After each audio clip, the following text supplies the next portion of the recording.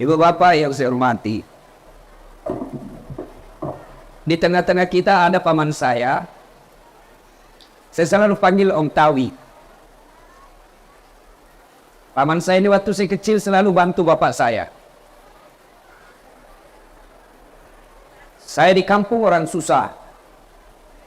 Nenek saya asal kampung ini. Mama saya pernah kecil di sini. Waktu saya kecil sering ke sini.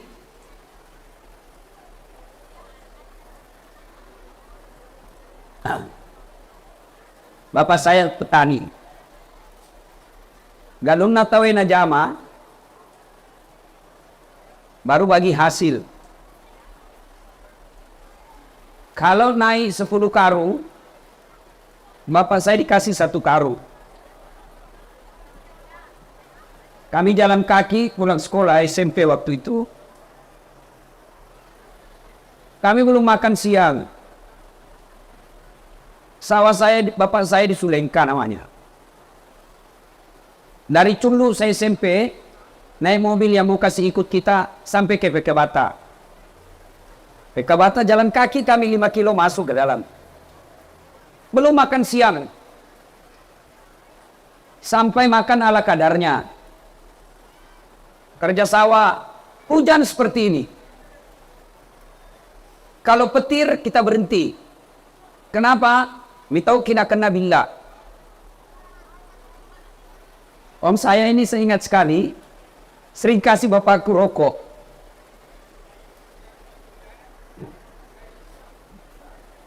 Bapak saya perokok. Sering dikasihkan anaknya ini Om Tawi, ngaji di rumah saya. Bapak saya guru ngaji. Kalau macera, potong ayam, bapak saya bilang, tidak usah kau bawa ayam. Pelok kanan mau bawa enggak? Rokok saja kau bawakan saya. Karena bapak saya kuat merokok. Saya anjurkan kepada bapak yang merokok, berhentilah merokok. Salah satu sebab bapak saya sakit karena rokok. Itu bapak saya biasa dikasih rokok, misalnya gudang garam. Dia pergi tukar yang lebih murah. Kalau gudang garam 1 bungkus, dia tukar kacang bayi menjadi 4 bungkus. Iya.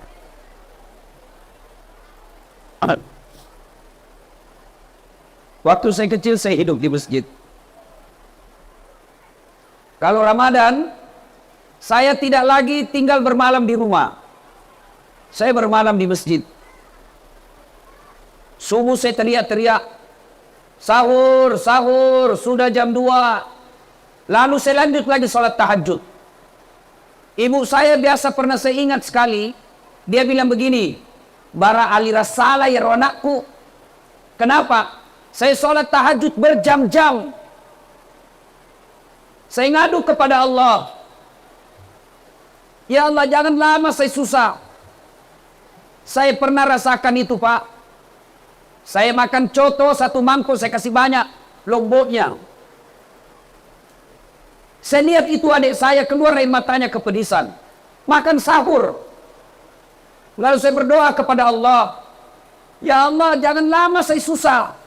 Aja kasih nameta kasih asi. Saya tahan, tapi saya takut adikku nanti tidak sholat gara-gara capek dia miskin. Saya ngadu dalam sholat tahajud. Saya minta ketika Ramadan. Alhamdulillah, dengan izin Allah, bapak saya sudah sempat saya hajikan. Ibu saya sudah saya hajikan. Kakak saya baru-baru 3 saya hajikan. Saya umrohkan. Dengan izin Allah. Kenapa saya cerita ini? Adik-adik sekalian yang ngurus masjid. Tidak mungkin sengsara hidupmu kalau kau urus masjid. Tidak mungkin masuk satu kau urusi masih gie. Saya tamat SD, saya mau masuk pesantren. Kabalanga waktu itu. Guru tambot dan le. Kenapa? Saya senang lihat sepupu saya yang sekolah di pesantren. Kemana-mana guru tambot dan le. beliau ini sepupu saya yang temani. Saya bilang enaknya dekat sama ulama, enak dekat guru. Saya mau masuk pesantren tidak bisa. Kenapa? Saat itu pesantren jauh lebih mahal dari sekolah umum. Nah, alhamdulillah dengan izin Allah saya bisa jadi ustadz meskipun tidak mondok. Gimana caranya? Hidupkan masjid. Adik-adik remaja ini, jangan kau tinggalkan masjid. Kalau kau dekat masjid, kau urus masjid, Allah yang urus itu hidupmu. Kau urus masjid, kau pelihara masjid, Allah Ta'ala urus kau. Cari perempuan dek, jangan mau kepusing. Kalau kau urus masjid, 5 waktu kau di masjid, Allah kasih kau lebih dari yang kau mau. Pernah saya 7 tahun galau cari istri. Pusing cari istri. Saya cari yang cantik. Saya cari anak orang kaya. Saya cari yang tinggi. Karena saya pendek. Saya mau perbaiki keturunan. Saya cari yang sudah kerja. Tidak dapat-dapat. 7 tahun. Saya berdoa kepada Allah. Dapat lebih dari apa yang saya mau. Adik-adik, urus masjid. Kalau kau senang bola, pertama kali saya lihat ini, saya ingat bapak saya. Bapak saya candu bola. Sampai kalau dia nonton, bukan nonton TV, radio. Itu yang kecil radionya, merek Philips. Yang 2 saja putar-putarnya. Dia gantung di lehernya itu radio. Kalau bola, nah gantung di lehernya. Pecinta bola bapak saya. Pernah saya tanya, maga tapo jiladai, karena saya bukan orang Bugis. Mamaku Bugis, bapakku Patinjo. Hebatnya lagi bapakku ini tidak saling berpengaruh. Mamaku tetap bahasa Bugis, bapakku tetap bahasa Patinjo. Tidak saling berpengaruh. Bapakku bilang, Lokpia, Melo Kumande. Maka dan Indoku, Mandre ni, angkana tu. Tidak saling berpengaruh. Maka anaknya, saya kalau bicara sama mamaku, bahasa Bugis. Kalau bicara sama bapak saya, bahasa Patinjo. Pernah saya tanya bapak saya, Pak, bahasa Indonesianya, tapi saya bahasa Patinjo. Mapa tak kelolade itu golo? Kenapa kita suka sekali itu bola? Apa jawabannya? Inilah olahraga paling jujur di dunia. Acara televisi paling jujur, bola. Kalau 2-0 tidak mungkin dia bilang 3-0. Kalau Lionel Messi kasih masuk, tidak mungkin dia bilang Ronaldo. Jujur, acara TV sekarang merusak. Nah, hikmah pertama, dekati masjid. Di masjid kita lagi dibangun. Saya dengar-dengar tadi daripada Papua. Di sini Ustadz, kalau maulid, 1 rumah, 10 sokok. Boleh jangok. Tapi masjid tidak membutuhkan sokok sekarang. Yang dibutuhkan masjid sekarang semen. Yang dibutuhkan sekarang masjid batu bata. Yang dibutuhkan sekarang masjid gaji tukang. Yang dibutuhkan masjid refleks. Yang dibutuhkan masjid atap paku besi. Ayo bantu masjid. Tadi panitia mengatakan, tolong Ustadz, doakan supaya ini rezekinya ini masjid terbuka. Bukan masjid yang didoakan. Siapa yang didoakan? Masyarakat Kupa supaya tidak seke. Ada orang seke di sini? Ada? Ada caleg di sini? Ada caleg? Oh, Pak Caleg, janganlah lo kau seke. Kalau seke kau tidak ada orang pilih kok. Tapi ibu-ibu, jangan juga mau disogok. Kalau ibu sogok lalu milih orang, lalu dia terpilih jadi anggota DPR, maka jangan salahkan setelah jadi anggota DPR dia tidak datang lihat kita. Kenapa? Dia bilang sudah mau kuku bayar. Bu, ada bu, bisa memilih yang jujur, jangan pilih yang tidak jujur. Jangan mau disogok, jangan karena jilbab, jangan dikasih seragam, jangan dikasih kudung, jangan dikasih sarung. Bisa? Bisa? 300.000. Bleh. Ya, Bu, sedekah. Demi Allah, tidak ada orang yang bangkrut gara-gara sedekah. Ini masjid kita lagi dibangun. Mari kita berpartisipasi. Dengan cara apa? Sesuai kemampuan masing-masing. Ustadz, saya ada duit, tapi saya tidak ada waktu. Maka bagaimana cara bantunya? Ayo kirim semen. Ustadz, saya tidak ada uang, tapi saya ada waktu. Oke, mari jadi kita panitia ngurus masjid. Ustadz, saya tidak punya uang, tidak punya waktu, tapi punya tenaga. Mari bantu dengan cara apa? Angkat-angkat semen, bersihkan batu, angkat atap, bantu tukang. Ustadz, saya tidak punya uang, tidak punya waktu, tidak punya tenaga, tapi saya mahasiswa. Bantu masjid dengan cara apa? Kau bikin arsitekturnya, kau bikin gambar-gambarnya, kau bantu panitia mengetik, kau bantu panitia hitung-hitung dengan ilmumu. Saya tidak ada uang, tidak punya waktu, tidak punya tenaga, bukan mahasiswa. Bantu masjid dengan cara apa? Diam kok.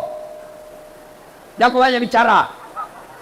Ada juga tidak pernah datang di masjid, tidak pernah menyumbang, tidak pernah datang sholat, tidak pernah membantu. Makpobawan nola seke. Ada beda cerita. Ibu-ibu sedekah. Bu, kalau ibu tidak bersedekah, yang selalu sedekah suaminya, Ramadan suaminya saja sedekah, apalagi kalau sedekah itu disembunyi karena takut sama istrinya. Kenapa ketawa? Ada takut sama istrinya di sini? Ada? Pak Camat? Ah, tidak. Ada yang takut sama istrinya? Ada, Pak? Berhenti kok jadi laki-laki. Masa takut sama istri? Apa gunanya kita jadi laki-laki? Jadi ustaz tidak takut sama istri? Tidak dong. Cuma istriku lebih berani dari saya. Ini Bu, berdosa itu Bu, tidak boleh dijajah suami. Nah, kalau misalnya suaminya mau bersedekah, dia sudah simpan uang di dompet, di dalam map, amplop, lalu dimasukkan di kantong 500.000. Mau ke masjid salat Jumat dengan niat sedekah, tiba-tiba dilihat sama istrinya.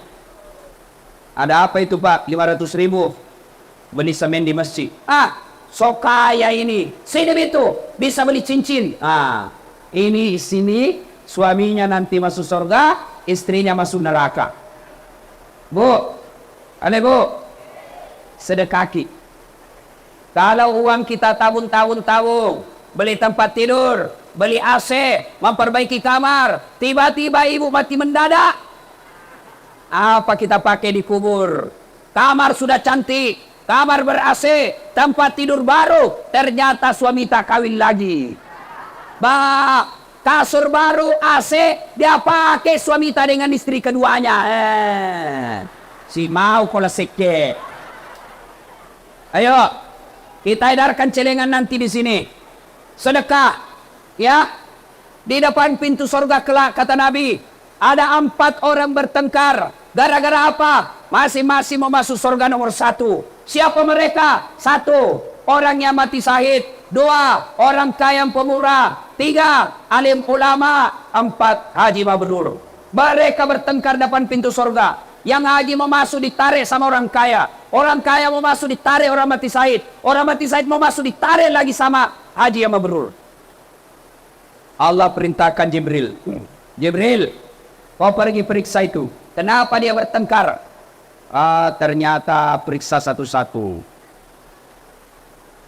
Yang pertama dulu maju. Hei, kenapa kau mau masuk nomor 1 dalam surga? Jibril, saya dulu mati syahid membela agama Allah. Katanya orang yang mati syahid nomor 1 masuk surga. Siapa kasih tahu kau? Ustaz. Kalau begitu tidak boleh kau lumbai ustazmu. Mundur kau. Mundur. Panggil orang kedua. Kamu, kenapa mau nomor 1 masuk surga? Jibril, saya Haji Mabrur. Katanya Haji Mabrur nomor 1 masuk surga. Katanya, siapa kasih tahu kok? Ustaz. Kalau begitu sama, mundur kok. Panggil orang ketiga. Kamu, saya Jibril, kaya. Kekayaan saya bantu masjid. Kekayaan saya bantu janda-janda tua. Kekayaan saya anak ke sekolah, anak yatim. Katanya, orang kaya yang pemurah nomor 1 masuk surga. Katanya, tanya Jibril, siapa kasih tahu kok? Ulama, mundur. Tanya orang keempat, kamu, kenapa mau masuk surga nomor 1?